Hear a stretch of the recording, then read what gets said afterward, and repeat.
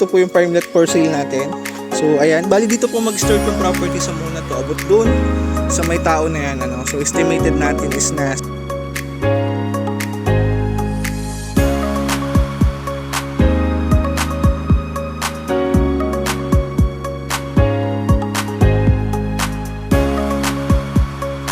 harap, pero papalawak sa likod, ano. Pero as you can see, platted area po yan. And ayan, halos kababaan pa ng nyog. So sa access ng kuryente, ayan, sa tabi kalsada, meron dyan. May poste ng kuryente. And, so yun, bukal mga kaparmilat, ang source nila ng tubig dito. So pwede tayong connect dyan or pwede po tayong mag-depth well. Ayan, so maganda dito mga kaparmilat. Ayan, halos platted area yan.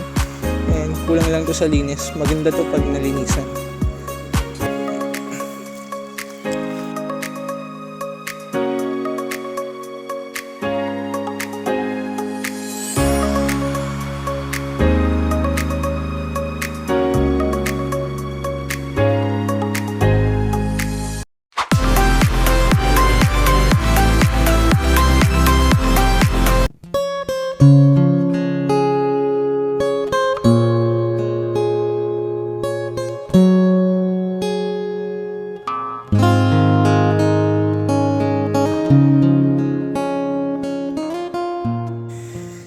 Good evening mga kaparmlat. Ayan, so new property po tayo today. Bali, ang size po ng property natin is 2.6 hectare and ang location po nito is Calawag, Quezon, ano.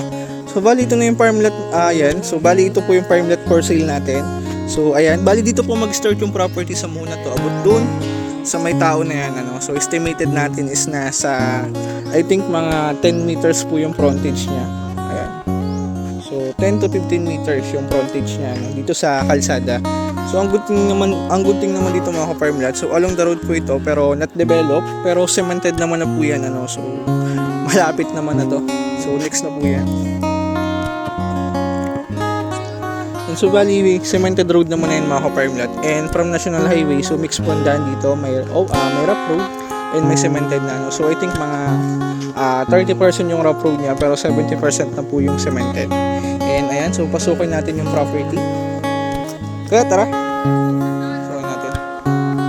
Ayan. So bali ito na yung property mga ka-farmlat and may bahay na rin siya sa loob.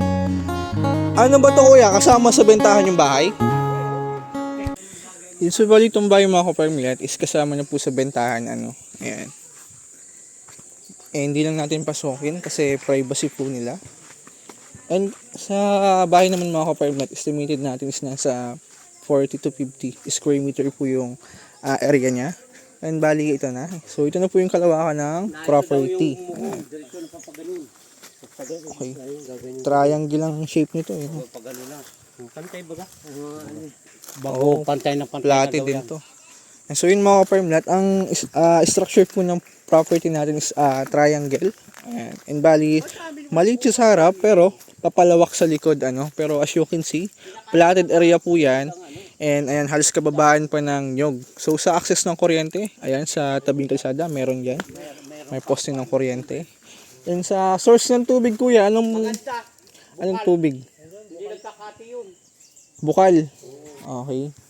So yun, bukal mga ka-farmlat, ang source nila ng tubig dito. So pwede tayong connect dyan or pwede po tayong mag-depth well.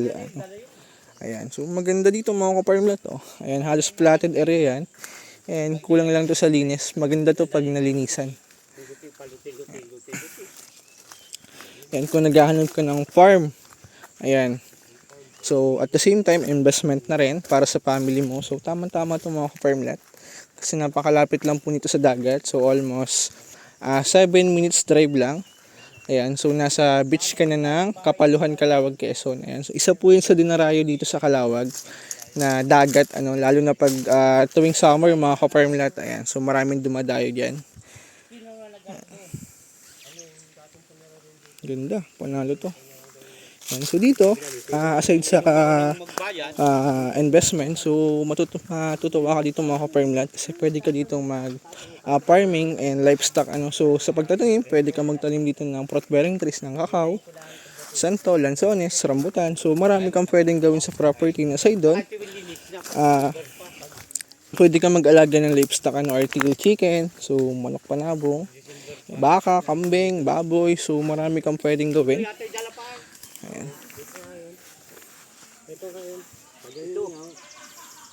sa ano yan, papantay niyo yung isang... Ay, pag ayun, ay, dala pala itong mga nyug na ito. Pag yan, palawak yan, dala yan lahat. Dalawa ko yan.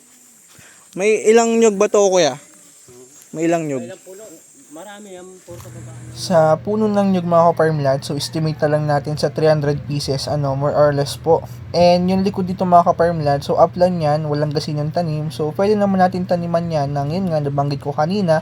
So pwede natin lagyan ng fruit bearing trees or kakao, santol, lansones, rambutan. Or pwede naman natin taniman ulit ng puno ng nyog. And kung gusto nyo naman, short term, so pwede natin taniman yan ng dwarf para 5 years lang inamumungan. Ang disadvantage lang po ng dwarf compared dun sa native na puno ng nyog na madalas natin matatagpuan dito sa atin. So ang dwarf po is mas maikli yung buhay niya compare sa native na inaabot ng 50 years or more before i-clearing or before palitan. Isa sa maganda dito mga kaparmlat, if mayroong puno ng nyog sa property mo, so merong nag-generate ng income every 45 days. So meron kang income habang tumataas yung value ng property mo. Share ko lang kaparmlat yung nabenta natin property last year dito sa Lopez, Quezon. So 3 hectare parmlat po yan. Ang buyer natin is from US. So, nagpa-harvest kami nung nakaraan is umabot po siya ng sa pera is nasa 50,000 pesos. So, napakalaking bagay niyan. Kaya, good idea po ang property investment or land banking na tinatawag. So, kung may pera ka na sobra at hindi mo naman ginagamit, so, pwede mong i-invest yan sa property.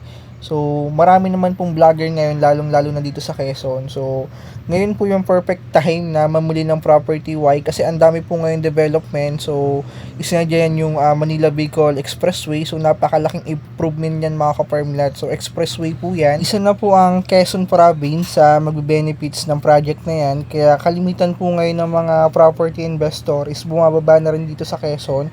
So, namimili na sila ng property, ng farm lot, beach lot, kaya isa po yan sa reason kung bakit biglang taas po ng property. Kasi kahit ngayon, nahihirapan na rin ako humanap ng mura. So, nagtataasan na impossible pa yan tumaas soon. Kahit umabot po ng 5 to 10 years yung development yan. So, same lang din naman kung may pera ka lang din na nasa bangko. So, after 5 to 10 years, so ganun pa rin, possible, is matalo ka pa sa inflation rate kasi sobrang bilis po tumaas ng mga bilihin ngayon. And ang maganda dyan mga kaparmlat, kung ilalagay mo yun sa property, so imagine, after 5 to 10 years from now, so, the more na dumadami yung development sa area, sa lugar, so mas lalong tumataas yung value ng property. So, sample noon, last 2020, ayan, nag-start po ako mag-agent, nakwento ko na naman. So, ang property po niyan is nagto 200-300,000 lang po per hectare. Ang farmlet niyan, so ang tabing kalsada niyan mga ka-farmlet or along the road property, so yung 500,000 mataas na po, iniiwan na namin yan. Pero ngayon, yung 500,000, so yun na yung pinakamura. At kung meron man, swerte mo na. Kaya lang, kung meron man, possible is may problema. Kasi mura eh. Kaya always check nyo rin po muna yung documents before nyo bilhin. So first, request kayo ng CTC or Certified True Copy ng Title sa ROD, Register of Deeds. So ang purpose po niyan para ma-check o ma-verify natin kung legit ba talaga yung hawak nilang title or walang annotation, kasi baka mamaya na isang line sa bangko tapos hindi na i-cancel. So although meron namang step by step process, so kaya lang medyo ma-process. Kaya much better na i-check nyo po muna bago nyo bilhin. Kasi kahit mura yung property, so kung may problema documents, hindi nyo rin may bebenta yan sa mas mataas na presyo or sa presyo na gusto nyo. Possible is malos pa yung investment mo. And yan mga ka-farmlet, bali ito pala yung magandang area. Wala siya gasinong tanim, pero platted area po ito. And as you can see, Carabao grass yan mga ka-farmlet. Kaya perfect po ito for RTL chicken. Ayan, kung gusto mag-alaga ng manok. And manok panabong pwede rin. And sa baka, tama-tama itong mga ka-farmlet kasi platted area yan.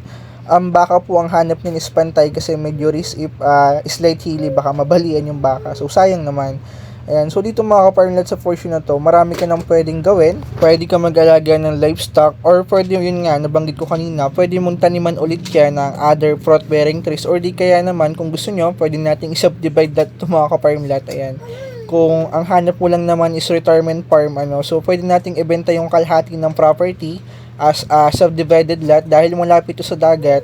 So common po ng buyer ang hanap is malapit sa dagat. Karatig lot lang po ito na vlog 102 natin na 1,000 square meters subdivided lot. Ang pricing po niyan is 350,000. So imagine 1,000 square meter. Kung ibebenta natin yung half nito, so balik na yung capital, kikita ka pa at least kahit konti. And magkakaroon ka ng sarili mong property, ano.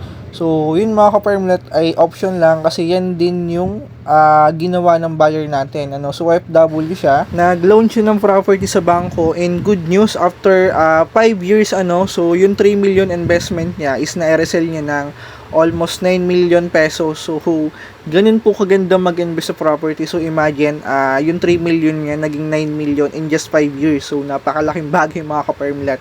Naging triple.